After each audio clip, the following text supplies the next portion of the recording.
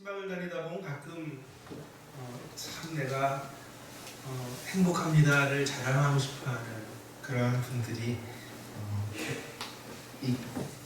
뵐 수 있게 됩니다. 이 예전에 실제 제가 경험했던 일입니다.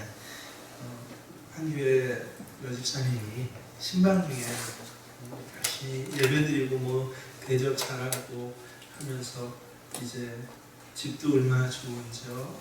또 뭐 삶의 자리가 참 부유하고 뭐 부족한 것이 없는 것 같고 얼굴이 환합니다. 그래서 다들 같이 가셨던 신방 집사님 권사님들이 좋겠어 하고 부러워하니까 이분이 정말 감사해요. 우리 남편은 정말 좋은 사람이에요. 얼마나 자상하고 또 훌륭한지요. 또 나를 아껴서 내가 원하는 것은 다 들어줍니다. 또 저희 아이들 공부 잘하고 큰애는 대기업은 아니지만 굉장히 든든한 회사에 들어가서 엄마한테도 얼마나 효도를 하는지 모릅니다. 근데 조금 부족한 거 하나 있는 건 그 남편 아이가 예배 나오지 않는 건데 이제 차차 나오겠죠.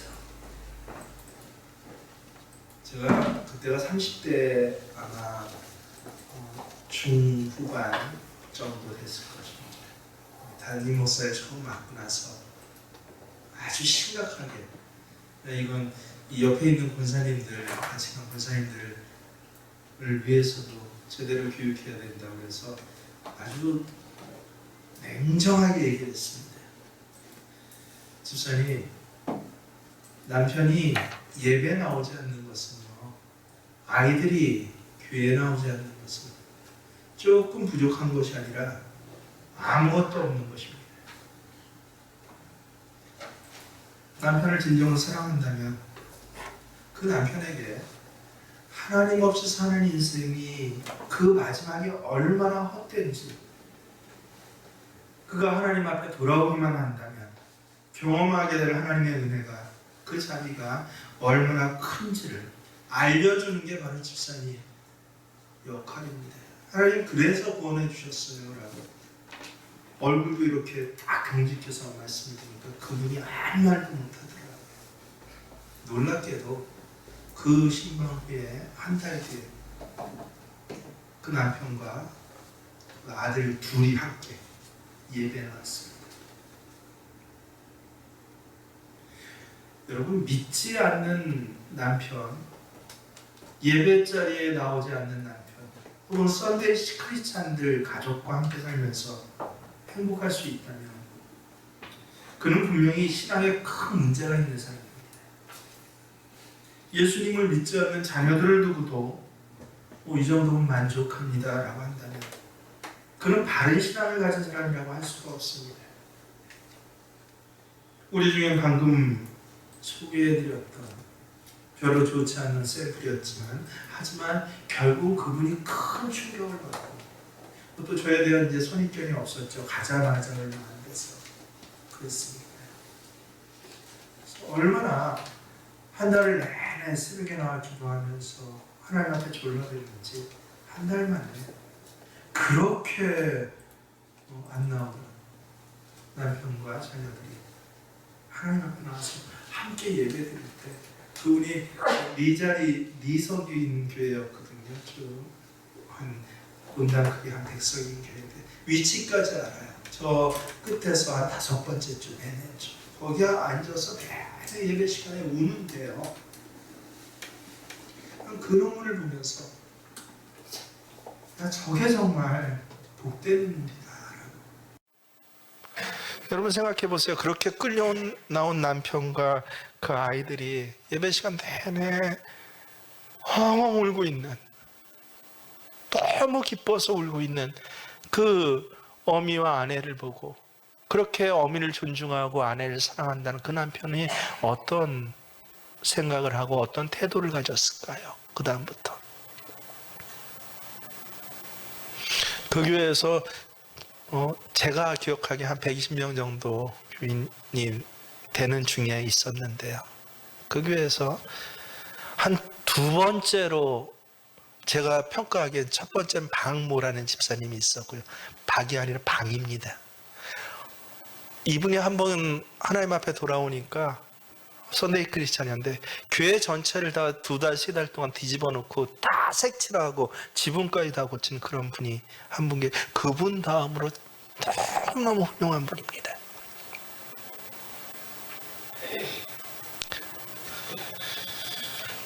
여러분 가운데 이러한 소망들이 물론 있죠. 또 새벽교회 강단이 어디 그냥 만만한 강단입니까? 말씀 그대로 전하니까 어떤 때는 가슴에 정말 그 여집사님처럼 찔림을 받아서 한때는 깊은 부담감을 안고 내 남편, 내 아내와 그 아이들의 영혼을 위해서 밤마다 눈물로 기도 한번 안 해보신 분이 여기 누구입니까? 저는 없다라고 생각해요. 하지만 어느 순간부턴가 그 마음을 잊어버리고 냉랭한 가슴으로 가족의 영혼을 바라보면서 그저 머리로만 기도해야 하는데 라고 생각하는 사람도, 이 전도 VIP 카드에 분명히 내 자식, 내 남편, 내 아내의 이름을 써놓고도 그저 주일날 한번 오면 없으면 목사님이 매일 쳐다보니까 인사 한번 하는 인사부채 정도로 사용하시는 분들이 우리 가운데도 있을 것입니다. 그러나 분명히 알아두십시오. 우리가 어떤 변명을 한다고 할지라도 하나님을 알지 못하며 살아가는 가족을 보면서 깊은 근심과 몸이 마르는 듯한 탄식과 그 염려가 쌓이지 않는다는, 만약 그런 사람이 있다라고 한다면 그건 분명해요. 첫 번째는 그 사람의 영혼이 건강하지 않은 것입니다.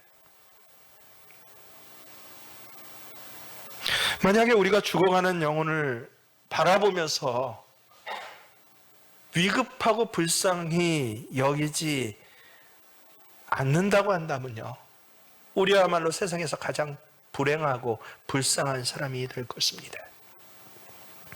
오늘 에스겔서에 나온 하나님 말씀은 바로 이 책임을 하나님이 직접 하시는 말씀이에요. 누굴 통해서도 하는 말씀이 아니라 하나님께서 직접 하신 말씀입니다. 17절 18절 말씀, 무슨 책임에 대해서 말씀하십니까? 함께 있습니다. 인자야, 내가 너를 이스라엘 족속의 파수꾼으로 세웠으니 너는 내 입의 말을 듣고 나를 대신하여 그들을 깨우치라. 가령 내가 악인에게 말하기를 너는 꼭 죽으리라 할 때 내가 깨우치지 아니하거나 말로 악인에게 일러서 그 악한 길을 떠나 생명을 구원케 하지 아니하면 그 악인은 그 죄악 중에 죽으려니와 내가 그 핏값을 내 손에서 찾을 것이고. 앞에 거 다 잊어버려도 됩니다. 너무도 가슴에 충격적인 말씀이에요. 그 핏값을 누구한테 찾는다고요? 네 손에서. 에스겔은 여러분 불순종하거나 타락하거나 못된 사람 아닙니다. 지금 바벨론에 끌려가서 5년 동안이나 남들은 고된 노역에 지쳐서 그저 밤이면 노예로서 뻗어버릴 때 마치 군에 간 청년들 그렇잖아요. 정말 억지로 뭐 시키는 시간 뭐 하다 보면 밤이면 그냥 뻗어버리지 않습니까? 그거에 10배 더 지독한 게 노예 생활 아닙니까?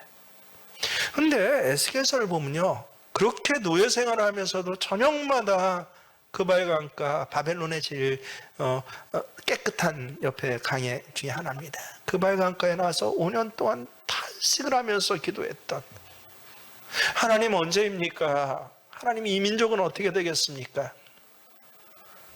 그렇게 기도했던 정말 신실한 하나님의 선지자입니다. 하나님이 너무도 사랑하시는 자가 바로 에스겔이었습니다. 그런데도 뭐라고 했습니까? 내 손에서 찾을 것이고 내가 누구인지 아세요? 에스겔을 얘기를 하는 겁니다. 지금 이스라엘 동포의 핏값을 에스겔 네 손에서 찾을 것이라 라고요. 여러분 성경 전체를 보십시오. 성경 어디에 하나님께서 이렇게 신실한 그 당시에 하나님을 사랑하는 자를, 그 사람을 바로 앞에 두고 직접 나타나셔서 이다지도 심각하게 경고하신 장면을 여러분 보셨습니까? 이건 단순히 전도하지 않으면 야, 그 책임 너한테 묻겠어라는 협박으로 우리는 생각하기 쉬운데 아니에요. 어미아비 심정으로 이것을 바라보면 이게 무슨 소리인지 알게 됩니다. 뭐예요? 우리 가족, 우리 동포의 핏값은 누구 손에 있다는 거예요? 내 손 안에 있다는 하나님 말씀이에요. 기가 막힌 말씀입니다. 전도하지 않으면 너 혼내주겠어라는 말씀이 아니라 바로 저 생명이 네 손 안에 있어라는 하나님의 말씀인 것이에요. 그래서 이 말씀을 좀 제대로 보면요, 제가 새벽마다 지난달에 에스겔 내내 했죠. 에스겔 보면 제발 나한테 주신 말씀으로 들으십시오. 글자를 읽지 마십시오 하면서 한 절 한 절 해석을 해드리면서 저 스스로한테 계속 적용을 했습니다. 내 가족의 생명은 누구한테 달렸다고요? 네 손에 달려있어. 이 하나님 말씀이에요. 여러분, 흔히 세상 사람들은 삶의 자리가 어려워질 때마다 야, 지옥 같아 라고, 지옥 같은 세상을 이야기를 합니다. 저는 그런 말을 들을 때마다 그건 틀린 말이야 라고 얘기를 합니다. 특별히 가족들이 그래서 가족들 중에서 저한테 지옥 같다라는 말을 하는 사람 없어요. 왜요? 그거 틀린 말인 줄 알아서 그렇습니다. 뭐가 틀립니까? 정말 현실이 너무 살기 고통스럽고 힘들어서 살아가는 것이 지옥같이 느껴질 때가 있을 것이에요. 하지만 지옥과 이 세상은 분명히 다른 것이 하나가 있는데 뭐예요? 우리가 지난 시간에 배웠죠? 지옥과 이 세상이 분명히 다른 하나는, 세상에 있을 때는 그 세상이 정말 지옥같이 힘들지라도 아직 회개할 기회가 남아있다는 것이에요. 하지만 지옥에서는 기회가 없습니다. 그래서 지옥인 것이에요. 힘들어서 지옥이 아닙니다. 우리 성경이 믿지 않는 가족의 운명에 대해서 뭐라고 말하고 있는지 이미 잘 알고 있잖아요. 그들은 이미 죽어 있으며 그 영혼은 죽음 가운데 분명히 불려갈 것이며 그들에게 돌이킴의 역사가 일어나지 않는 이상 그건 결정됐습니다. 누구도 그것을 회복할 수 없습니다. 죽은 자가 다시 살아나서 찾아와서 말해도 안 된다라고 하는 것이에요. 무엇이에요? 그들의 운명은 지옥이라는 것입니다. 예수님을 믿으면 지금보다 삶의 질이 조금 더 나아지고 어려운 형편이 조금은 펴질 것이라고 생각하시는 분 계십니까? 그럴 수도 있고 아닐 수도 있어요. 하지만 성경이 분명히 말씀하신 하나는 무엇입니까? 예수님을 믿으면요, 저 반드시 모든 사람이 가야 할 저 지옥에 가지 않는다는 것입니다. 이것 하나가 분명한 거예요.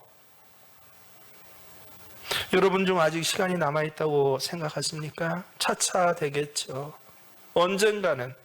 하지만 태어날 때는 할아버지, 아버지, 나 그리고 내 자식 이렇게 차례로 태어났습니다. 하나님께서 불려가시는 것은요, 태어날 순서와는 아무런 관련이 없습니다. 아직 부모님이 살아계시는데 자식들을 먼저 불러가시기도 하세요. 형을 남겨두고 동생이 먼저 작별을 구하기도 합니다. 인생의 꿈들이 아직 많고 우리의 인생 계획표상으로는 아직 죽을 때가 되지 않고 살 날이 많은 것 같은데도 하나님이 데려가실 수가 있습니다. 그래서 제가 언제나 제 자신에게 가끔 저 자신을 세울 때 스스로 하는 말이 있습니다. 나에겐 내일이라는 없습니다. 내일은 나의 날이 아닙니다. 제 말입니까? 성경 말씀입니다. 내일은 나의 날이 아니에요. 여러분은 하나님의 이 두렵고 떨리는 말씀 앞에 어떤 마음으로 말씀을 듣고 계십니까? 예전에 기암절벽으로 유명한 이 부산의 태종대에 가면 여러분 잘 아시죠? 일명 자살바위가 있었습니다. 군에 가기 전에 제 가장 친한 법과 전국을 한번 쭉 돈 적이 있었는데 그때 그곳에 가보았습니다. 그리고 몇 년 전에 가봤더니 많이 바뀌었더라고요. 그때는 자살바위였는데 지금은 그 앞에 큰 전망대가 세워져 있습니다. 얼마나 기암절벽인지요. 아마 기암절벽만으로 치면 이 동해안의 그 어떤 곳보다 거기가 이 태종대가 그렇게 제 눈에 보기에는 아름다웠습니다. 절경이었습니다. 근데 하필이면 그곳에 와서 사람들이 꼭 그곳에 와서 많은 사람들이 자살을 해서 그래서 그 절경이 자살터라는 오명을 쓰기도 했습니다. 근데 셔틀버스가 그때도 도는데 여러분 셔틀버스에 그 종착지가 한 9군데인가 10군데 있었어요. 태종대를 쭉 도는. 근데 그 종착지에 그곳에 정류장 이름이 뭔지 아십니까? 자살바위 앞이었습니다. 그런데 몇 년에 가봤더니 그 자살바위 잘 보이는 그 터전을 좀 밀고 털을 닦아서 제 눈에 보기에 정말 큰 전망대를 거기 세워놓았습니다. 그리고 이름이 바뀌었어요. 전망대 앞이라고 바뀌었습니다. 그리고 자살바위 그 터 위에 바로 한 칸 터 위에 큰 모자상을 어미가 아이 둘을 이렇게 안고 있는 모자상을 거기 세워놨습니다. 자살하고 싶은 사람들이 거기 왔다가 어때요? 그 어미와 아이의 모자상을 보고 어미의 진한 사랑, 자기도 그 아이였을 때가 있잖아요. 혹은 어미로 살아온 사람은 내 아이 새끼들이 있잖아요. 그래서 자살하러 왔다가도 그 모자상을 꼼꼼히 자살하는 사람이 막 급히 하겠습니까? 별 생각을 다 하고 별들을 다 쳐다보지 않을 겁니까? 누군가 참 생각을 잘했어요. 그래서 그 모자상을 보면서 아마 거기서 마음을 다시 돌아먹고 바꿔먹고 다시 돌아가는 사람들이 꽤 있었을 것이다. 참 지혜롭다라고 생각했는데 예전에는 그 모자상 대신 뭐가 거기 있었는지 아십니까? 큰 표준말로 다시 한번 생각해 봅시다. 다시 한번 생각해 보세요. 라는 말이 있었습니다. 자살하려고 왔다가도 그 표지판을 보고 다시 한번 생각해 보고 돌아가세요. 우리나라 형법을 보면 252조 2항에 자살 방조에 관한 처벌이 명시되어 있습니다. 자살을 하려는 자를 도와서 자살을 용이하게 하거나 자살을 시도하여 의식 잃은 사람을 구호하지 않는 경우에는 자살 방조죄란 죄가 있어요. 놀랍게도 정말 이 방조죄에 걸리게 되면요, 해당이 되면 1년 이상 10년 이하의 징역형에 처하도록 되어 있습니다. 이 세상에서도 죽음을 향해 뛰어드는 사람에 대해서 방조하는 사람에게는 1년 이상 10년 이하의 징역에 처하도록 두는데요, 최선을 다해서 말려야 한다는 거예요. 자살하는 사람은. 그게 인간의 가장 본분이라는 것입니다. 근데 영적 세계에서는 오죽하겠습니까? 지금 여러분을 참 사랑하지만 조금 부족한 가족들은 다 어디에 가 있습니까?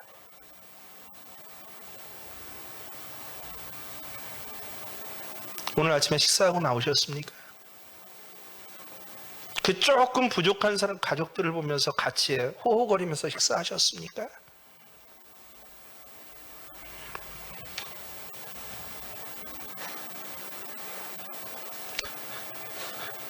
그 핏값은, 그 영혼은 네 손 안에 있어. 너한테 맡겼다는 소리입니다. 얼마나 사회에서 잘 나가든지 뭐 하든지 나한테 개인적으로 자상하건 뭐 하건 인격적으로 훌륭하고 좋은 일을 하건 말건 제 눈에 보기엔요, 그분들은 지금 태종대 자살바위 앞에 서 있는 분들이에요. 한 발만 뛰어내면 그만입니다.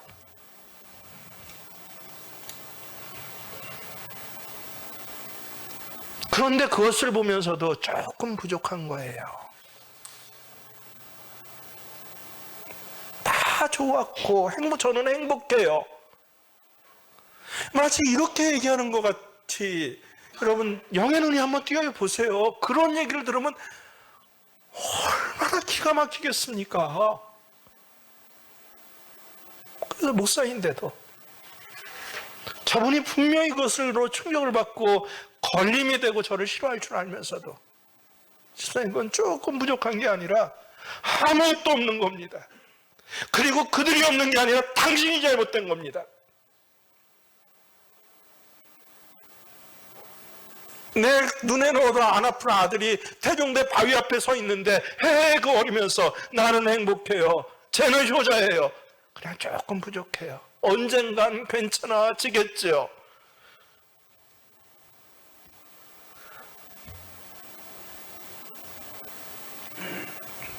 그런 사람들이 근데 놀랍게도 제가 목회 현장에 가보니까 너무너무 많은 거예요.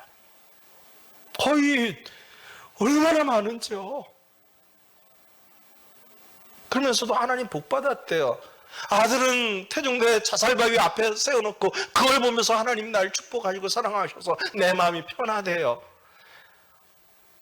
주여, 어찌하면 좋겠습니까? 왜 그런 줄 아세요? 저 아들이 잘못된 게 아니라 내 영의 눈이 감겨서 그래요. 내가 못 봐서 그래요.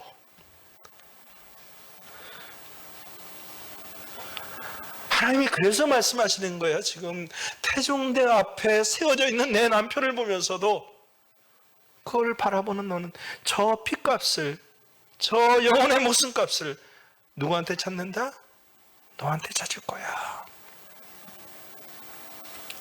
다른 말로 하면 책임지란 말이 아니라 저 생명 너한테 달려있어, 너 빨리 가서 붙잡아야지, 구해야지, 이 소리예요. 저는 확신합니다. 한 사람의 그리스도인이 아무리 열렬히 신앙생활을 한다고 할지라도 자기 가족과 친지들이 지옥에 가도록 그저 놔버려 두고 나서도 아무런 양심의 가책을 느끼지 않는다면 하나님께서는 그 영혼들에 대한 책임을 영혼의 죽음을 방조한 죄로 물으실 것이며 이 세상에서도 축복을 받으며 살도록 결코 놔버려 두시지 않을 것입니다. 하나님이 택하신 자라면요. 여러분 다시 한번 생각해 보십시오. 우리가 하나님께서 주신 은혜와 거룩한 생명을 풍부하게 누리며 사는 비결이 무엇입니까? 언제 우리는 복음의 능력을 체험하게 됩니까? 언제 우리는 가장 기뻐지게 됩니까? 바로 내 입술을 통해서 나를 사랑하신 예수를 증언할 때가 아닙니까?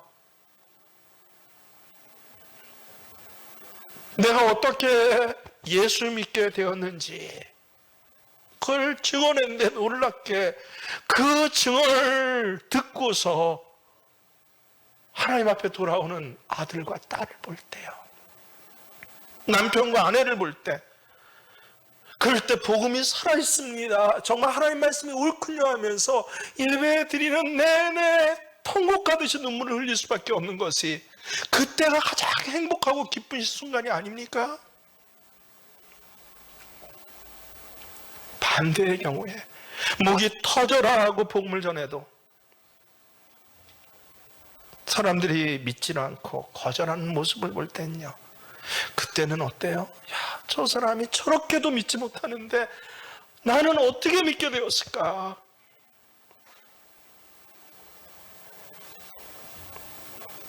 도대체 나 같은 사람은 어떻게 믿게 되어서 이 영생의 복을 누릴 수 있을까라고 생각할 때 그때도 또한 기뻐지지 않습니까?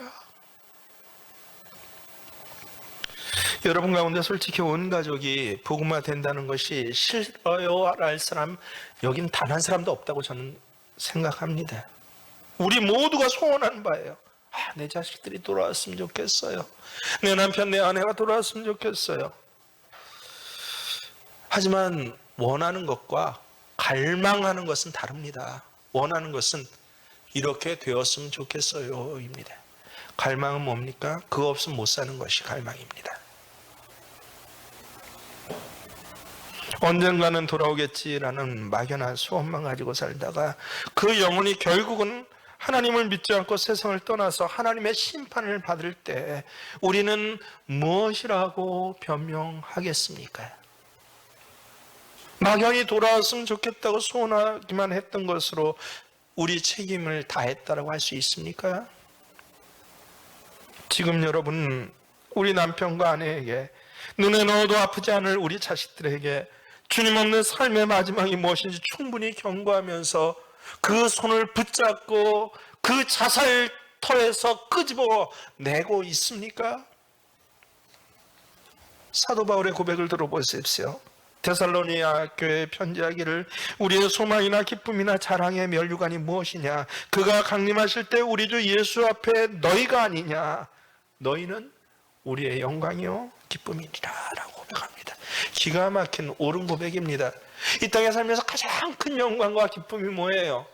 내 자식이 좋은 대학 가는 거예요? 인류 기업에 들어가는 겁니까? 내 남편이 높은 자리, 넓은 자리 올라가는 것입니까? 아니요, 그것은 모두 헛된 것이되 사도 바울에게조차 가장 큰 기쁨, 자랑, 면류관은 바로 내가 전한 복음으로 내 눈앞에 하나님 자녀로 세워진 너희가 아니냐. 여러분의 가장 큰 유산은 무엇입니까? 예배의 자리에 함께 세워진 바로 너희가 아닙니까?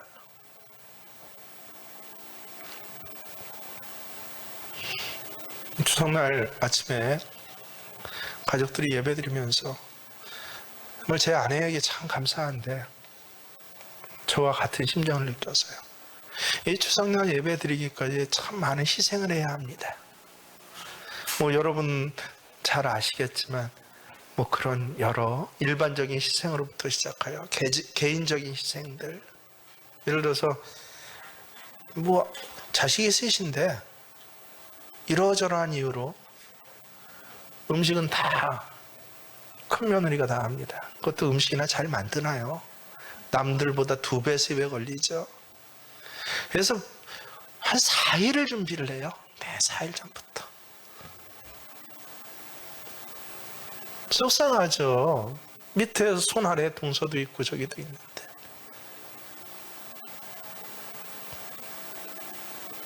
그래도 그걸 잘 만들어줍니다. 왜 그런지 아세요? 오로지 하나님을 위해서입니다. 함께 가족이 예배드린 자리.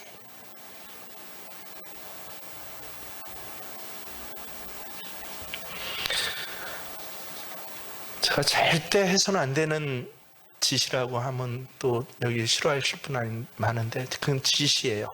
왜냐하면 성경에는 그렇게 안 나왔으니까요. 집안에서 고양이 개 키우는 것입니다. 제 딸들에게도 절대 안 돼. 근데 얘가 나가서 혼자 살다 보니까 지 마음대로 고양이를 하나 어디서 입양을 했어요. 야, 이 추석날 가족한테 내려와야 되는데 고양이를 어디 맡겨둘 데도 없고 걱정이 된 지 한 달 전부터 엄마한테 사실을 알리고 엄마 아빠 좀 어떻게 해봐. 그러니까 아내가 한 달 전부터 하나와 고양이에 대해서 조금씩 정보를 흘리기 시작합니다. 그러더니 한 3주 전부터 하나가 명절날 와야겠지요 라고 합니다.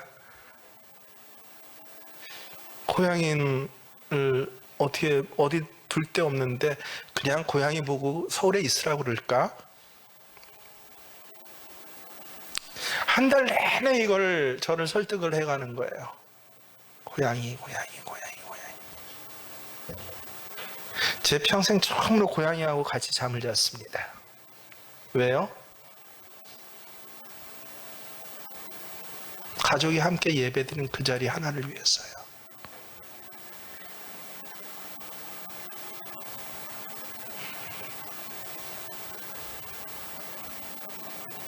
그것이 아니면 다 죽으니까. 세상적으로 말하면 저보다 제 동생이 훨씬 더, 제 동생 둘이 잘 나갑니다. 하나는 대기업에 벌써 상무 자리까지 올라가 있고요. 얘기를 합니다. 형 좋겠어. 왜? 우리 집은 애들 둘 교육비만 해도 유치원도 사립 보내고 뭐 보내서 한 달에 300만 원이 넘게 나가는데,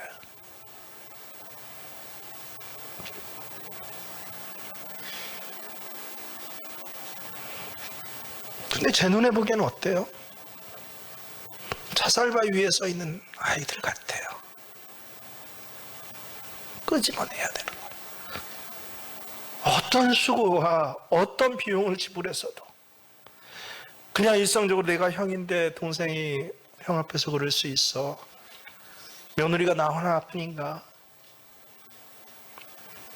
내 눈에 흙이 들어가기 전에는 집안에 개고양이 못 들여놔. 아니요. 함께 예배만 드릴 수 있다면, 그래서 저들이 하나님 앞에 세워지만 할 수 있다면 그럴 수 있어요. 왜요? 저 생명이 너한테 달렸어.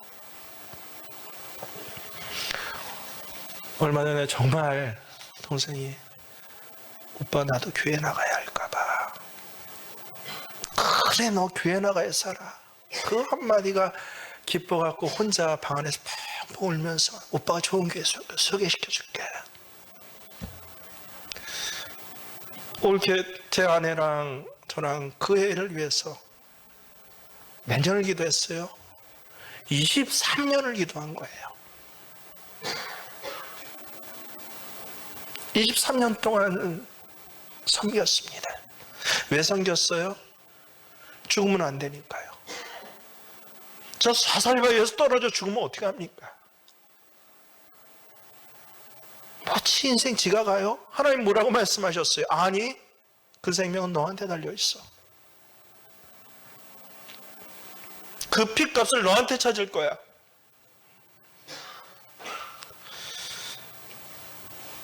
그래서 하나님께서 우리에게 두 가지 중요한 책임을 주셨는데, 첫 번째가 뭐예요? 선지자의 책임입니다. 두 번째가 제사장의 책임입니다. 여러분 꼭 기억하십시오. 선지자의 책임은 내가 할 수 있는 최선을 다해서 하나님 말씀을 전하는 거예요. 그냥 기분 좋은 말, 듣기 좋은 말, 세세거리면서 어떻게 그냥 저 사람을 갖다 잘 설득을 해갖고 교회를 나오게 해야 돼. 아니에요. 설득해서 교회 나온 사람 없습니다. 선지자가 돼야 돼요.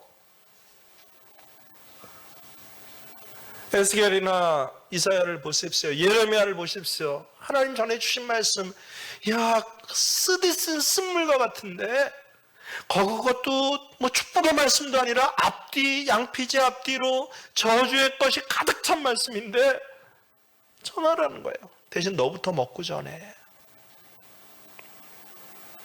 전했더니 꿀과 같이 달더라. 왜요? 정말 소중한 것이, 정말 생명이 무엇인지 알았기 때문이에요. 정말 그 말씀이 저주의 말씀이 아니라 핏값을 너한테 잡겠어, 책임 너한테 묻겠어 라는 말씀이 아니라, 아니 그 생명은 너한테 달려있어 라는 생명의 말씀이기 때문에 그래요. 이렇게 전해도 안 들으면 어떻게 해요? 몸으로라도 전했어요. 온갖 세상 사람 보기면 이상한 짓을 몸으로 다 합니다. 온갖 바보 같다고 손가락질한 짓을 다 합니다. 뭐 그렇게 어리석게 손해만 보고 사니. 아니 그래도 오직 하나 뭐예요? 하나님 말씀을 온전히 전해지는 통로가 되려면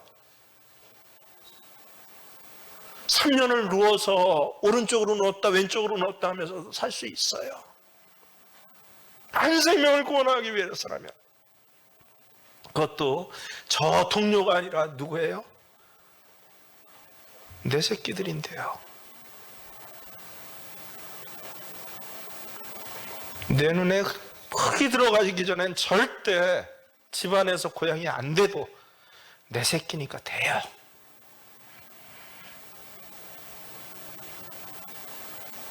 그 영혼을 위해서라면.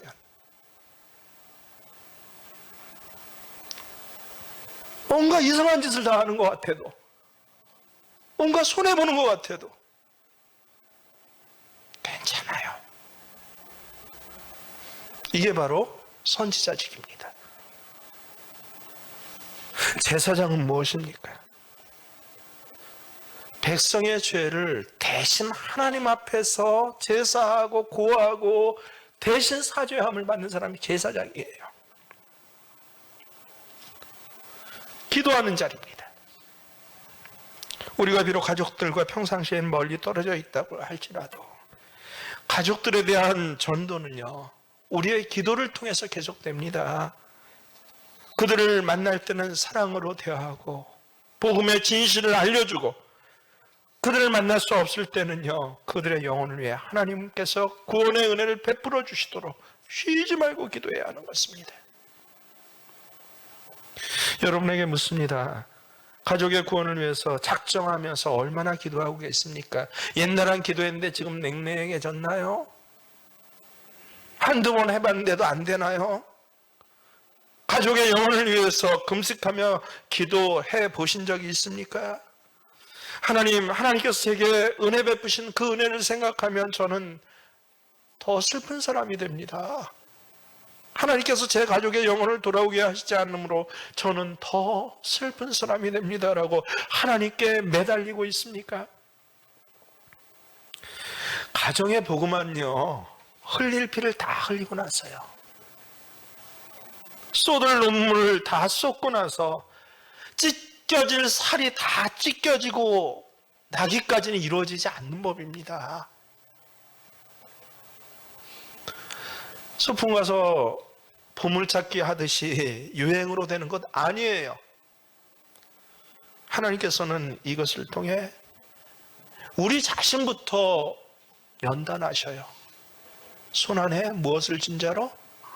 영혼의 생명을 쥔 자로요. 저는 하나님의 자비로우심이 너무 좋습니다.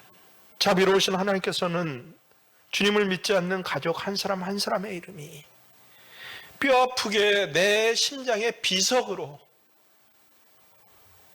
세워진 그 사람들이요, 그 영적인 묘비석이 샘솟듯 쏟아나는 눈물로 적셔질 때, 우리의 눈물로 적셔질 때 그 기도에 반드시 응답해 주십니다.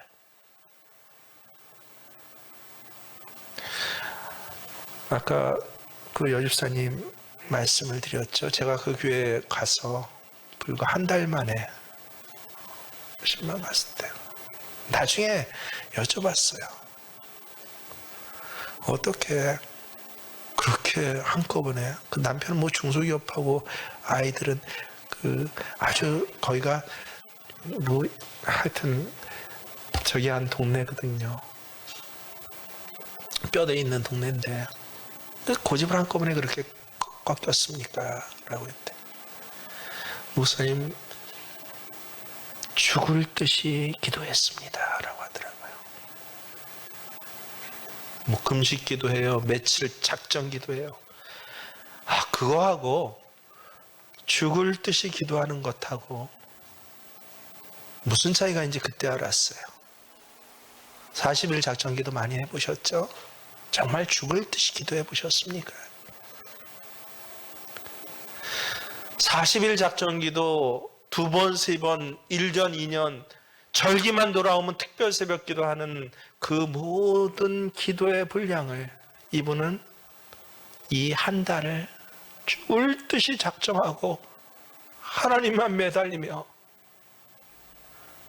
눈앞에 태종대 자살바위 앞에 서 있는 저 남편과 아들을 위해서 기도했더니 채워질 것이 다 채워진 것이구나.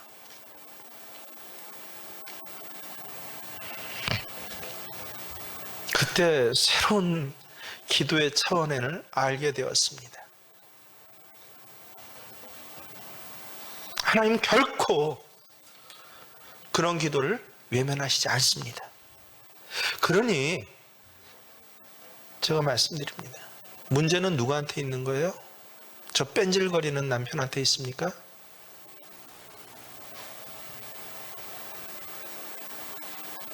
문제는 누구한테 있습니까? 저 세상 일 바쁜 자식들한테 있습니까?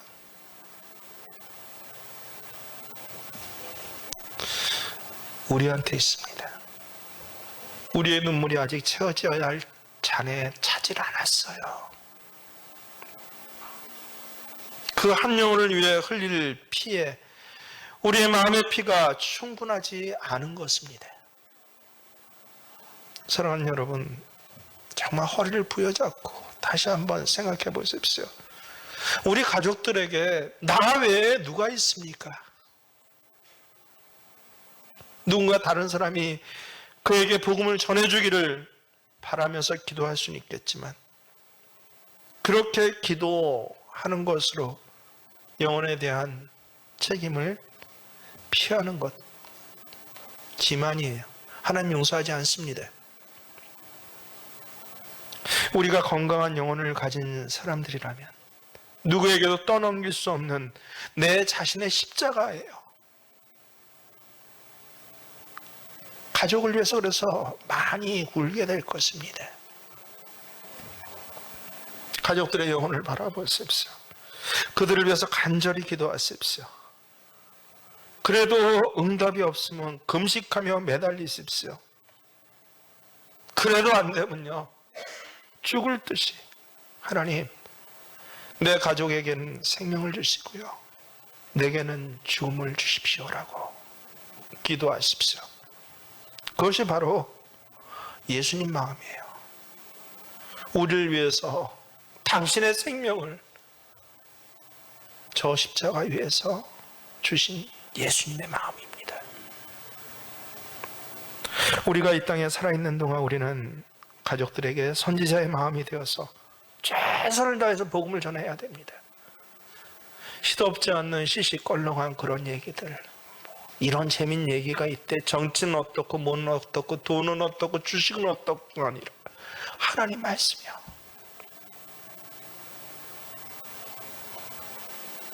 제사장이 되어서는 그 영혼들을 위해서 샘솟듯이 솟아난 눈물로 기도해야 합니다.